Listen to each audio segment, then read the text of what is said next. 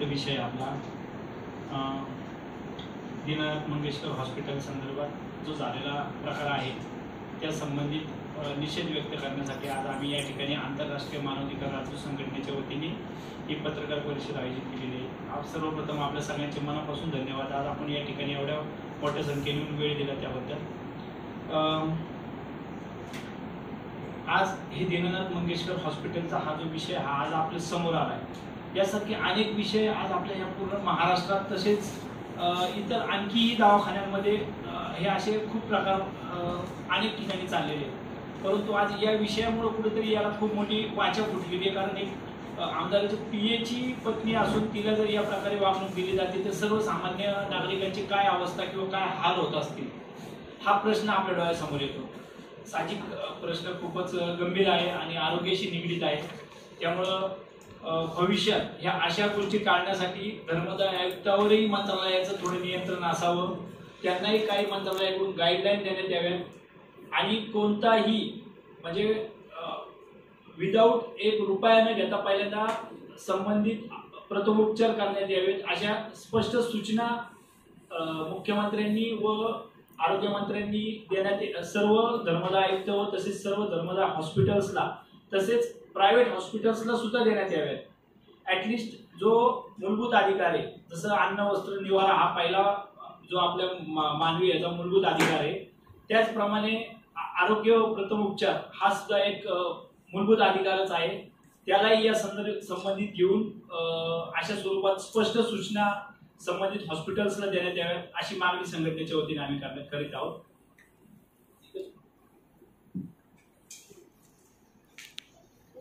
मी human rights संघटनेचा राज्य संघटक आहे।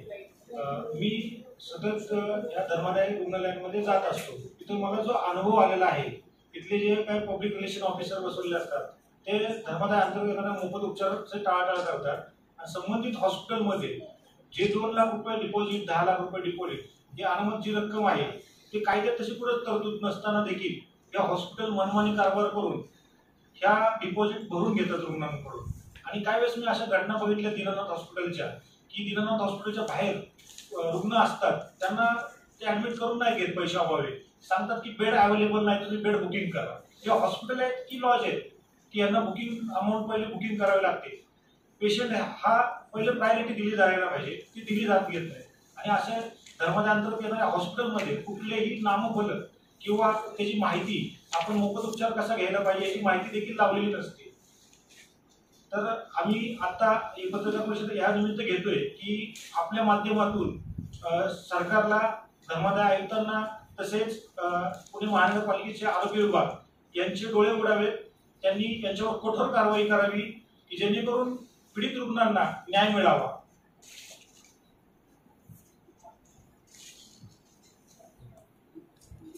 नमस्कार, मी आंतरराष्ट्रीय मानव अधिकार राजदूत संघटना महाराष्ट्र राज्य उपाध्यक्ष श्री सुनील पवार बोलतोय।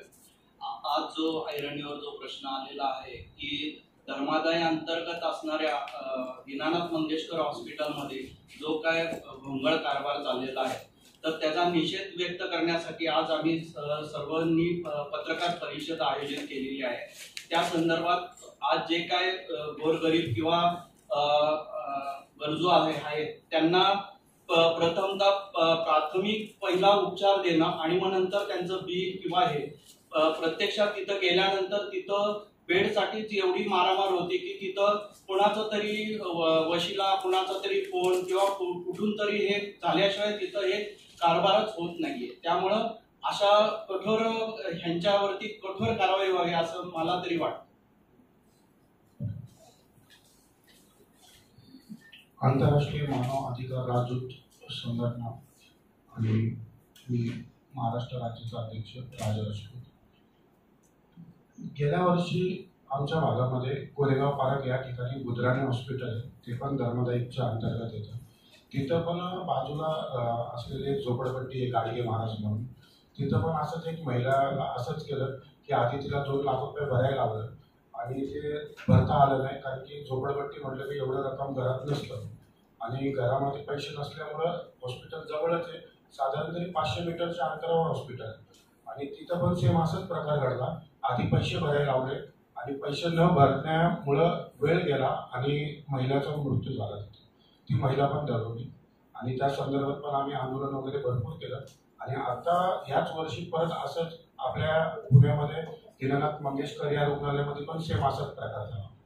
तर आमच्या सर्वांची मागणी एकच आहे की महाराष्ट्र राज्य शासन यांच्यावर कडक कारवाई करून उचित एकदम मोठी समिती बसून यांची सर्वांची चौकशी करावी की एवढं सगळं गव्हर्नमेंटच्या एवढी पैशाची मागणी का करतात, यांचा उद्देश काय आहे. कारण की रुग्ण तिथं एन्जॉयसाठी जात नसतो, कारण की यांनी जे पैसे मागतात 10 लाख 5 लाख या असे पैसे घेतात आणि गरीब रुग्ण कधी कधी जात असतात तर त्यांच्याकडे तेवढे पैशाची व्यवस्था नसते आणि त्याचा उपचार पण यांनी करत नाही. तर यासाठी राज्य सरकारने यांच्यावर उचित कारवाई करून लवकरात लवकर जेवढे संबंधित आहेत यांच्यावर गुन्हा दाखल करण्यात यावा अशी आमच्या संघटनेची मागणी आहे. जे प्रथम तुमच्याकडे उपचारासाठी येतील त्यांना ऍटलिस्ट प्रथम उपचार तरी देण्याची व्यवस्था करावी. मी याच्या पुढे जाऊन मी महाराष्ट्र शासनाकडे मागणी करतो, ज्याप्रमाणे तुम्ही लाडकी बहीण योजना राबवून मोठ्या स्वरूपात समजा महिलांना दिलासा दिला, त्याचप्रमाणे जर प्रत्येक जन्माला येणाऱ्या महाराष्ट्रातील प्रत्येक नागरिकावर एक 10 लाख रुपयाचा इन्शुरन्स जर सरकारच्या वतीने देण्यात आला तर खूप चांगली योजना समोर जाईल आणि याचा खूप चांगला इम्पॅक्ट आपल्या सगळ्यांना भविष्यात पडेल. कारण काय आज आम्ही बघतोय आमच्या डोळ्याने, आम्ही आज सामाजिक काम करतो, आमच्या डोळ्याने आम्ही बघतो ज्यावेळेस घरातील एखादा रुग्णालयातील एखादा रुग्ण ज्यावेळेस आपल्या घरात होतो आणि त्याला ज्यावेळेस हॉस्पिटलाइज करण्यात येतं, पूर्ण घर बसलेलं दिसतं. 5 लाख 10 लाख 50 लाख सहजवारी ही हॉस्पिटलची बिलं समोर येतात. अशा वेळेस खरंच वाईट वाटतं की म्हणजे एवढं मोठं यंत्रणा असून सुद्धा आपल्याला एक छोट्याशा इन्शुरन्स साठी आपल्याला ती वाट बघायला लागते किंवा ते मग घर विकून किंवा अन्य कोणत्याही मार्गाने ते पैसे भरायला लागतात आणि न भरल्यास हातातून माणूस जातो. अशा स्वरूपाची आज एक मी युट्यूबवर घटना बघितली. त्या एक संबंधित डॉक्टरांनी इच्छामरणचं हे ऍप्लिकेशन केलं. म्हणजे ही दुर्दैवी घटना आहे ना. एखाद्या व्यक्तीला ज्यावेळेस असं मनातून वाटतं की याच्यापेक्षा मेलेलं बरं, त्यावेळेस मग आपण संपूर्ण म्हणजे पूर्ण शासनावरच हे प्रश्नचिन्ह आहे ना. ऍटलिस्ट तुम्ही जर एक व्यक्ती मरण्याची तुमच्याकडे वाट बघतोय आणि तुम्ही त्याला जर औषध उपचार करू शकत नसेल तर यापेक्षा दुर्दैव आणखी काय असणार. आणि मला तरी असं वाटतं जसं आम्ही ह्युमन राईट साठी काम करतो, मूलभूत गरज आहे आज अन्न वस्त्र निवारा यासाठी संपूर्ण म्हणजे आज पूर्ण भूतलावर यासाठीच काम चालतंय. तर ऍटलिस्ट आरोग्य उपचार हा सुद्धा यात घेऊन प्रायोरिटीवर सरकारने 10 लाख रुपयाचा इन्शुरन्स प्रत्येकासाठी जाहीर करावा अशी आमच्या संघटनेच्या वतीने आम्ही मागणी करीत आहे. याचा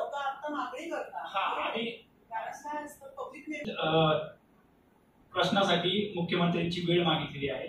संबंधित मुख्यमंत्र्यांकडे आम्ही निवेदन देणार आहे. तसेच आरोग्यमंत्री असतील व बाकी संबंधित खात्यांना आम्ही पाठपुरावा करून 100% प्रयत्न करणार आहे की खरंच हा लागू व्हावा. आणि बघा मी असेल किंवा तुम्ही असेल आपण सगळे ह्युमन नेचर आहे. शेवट कुठेतरी जाऊन आपल्याला ही भीती आहे की उद्या मी आजारी पडलं तर माझं काय. मी सुद्धा एक म्हणजे पत्रकार म्हणून सुद्धा मी एक विचार करू शकतो की आज किती मला तिथं एंटरटेन केलं जाईल. आज ज्यावेळेस ह्या अशा घटना आपल्या आजूबाजूला घडतात कुठंतरी प्रत्येकानेच हा विचार केला पाहिजे. मी नाही आपण प्रत्येकाकडूनच हा त्यांना निवेदन जायला पाहिजे. सोशल मीडिया खूप स्ट्रॉंग आहे. आज सोशल मीडियाच्या माध्यमातून प्रत्येकाने हा अवेअरनेस केला पाहिजे की ऍटलीस्ट 10 लाखाचा इन्शुरन्स उतरा ना.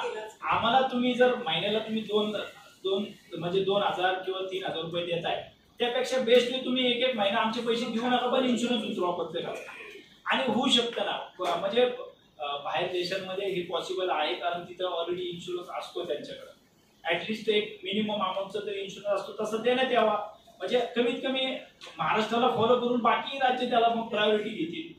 सर मग ज्या सरकारी या संदर्भातच आमचे आरोग्य मित्रच आहेत ते या संदर्भात काम बघतात.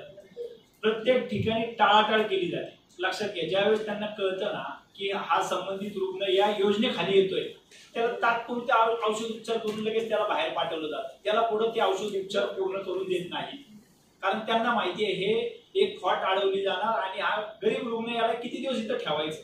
त्याला नंतर सजेस्ट केलं जातं की बाबा तू याला ससूनला हलव. त्यांच्याकडून प्रायोरिटीवर त्यांनी स्पष्ट शब्दात सांगतात की तुम्ही यांना ससूनला हलवा. बरं ससून वाईट नाहीये आम्ही हेही म्हणत नाही की ससून मध्ये औषध उपचार होत नाही. परंतु जर सरकारने तुम्हाला जर तुम्ही सरकारी 1 रुपये नाममात्र दरांनी तुम्ही जर जमीन घेताय तर तुम्हाला द्यायला औषध उपचार द्यायला तुम्हाला काय प्रॉब्लेम आहे? त्यांची मान्यताच मग ते रुग्णालयांची काढायला पाहिजे असं 100% असं सर. केलं पाहिजे. मला तर हे म्हणायचंय की त्यांना हे जे म्हणजे सुविधा देण्यात येतात त्या पहिल्या थांबवा. ज्यावेळेस अशा डॉक्टरांवरच प्रश्नचिन्ह उभं राहतंय की जर तुम्ही जर फक्त थोड्या पैशासाठी तुम्ही माणुसकी सोडून जर तुम्ही या स्वरूपात जाताय तर हे चुकीचं आहे कुठेतरी. ब्राह्मणांची असल्यामुळे कारवाई नाही होत का? ताई ऐका, म्हणजे आता तर कशाला भागत? आम्हाला तर तुझा असं तुझा वाटतंय काय ना- संबंध आहे? हा नाही, तुला बरोबर आहे. त्यांना आरोग्याशी विचारायचं. संदर्भातच प्रश्न आहे. नक्कीच हाही म्हणजे विचार घेण्यासारखा प्रश्न आहे आणि शासन दरबारी मला वाटतं याच्यावर काहीतरी एखादं नाही का हे पाहिजे, ऍटलीस्ट प्रथम उपचार चालू करा तुम्ही आणि मग नंतर ते कंप्लेंटच्या ह्याच्यात जावा. ठीक आहे, ह्युमन नेचर येते समोर आल्यानंतर तुम्हाला जर दिसतंय तो रुग्ण आहे. बरं का ताई, यात सगळ्यात मोठा प्रश्न आपल्या धर्मदाय आयुक्तालयावर आहे. कारण का जर धर्मदाय आयुक्तालय जर कठोर कारवाई करत असेल तर हे प्रकारच थांबतील ना.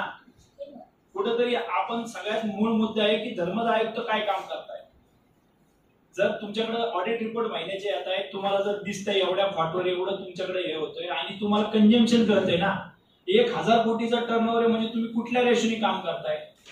धर्मदाय आयुक्तालयामध्ये जर ते काम करतंय, धर्मदाय आयुक्ताच्या अंडरमध्ये ते जर हॉस्पिटल काम करते तर साहजिक त्याचा टर्नओव्हर किती असावा आणि कसा असावा. तुम्ही लोकांसंदर्भात काय भूमिका घेताय. जर 60-40चा रेशो आहे तुमच्याकडे आणि जर 40चा रेशो तुमच्याकडे येत नाही, 60च्या रेशोनी तुम्ही जर समोरच्याकडून पैसे अक्वायर करताय तर ते कुठेतरी चुकीचं दिसतंय.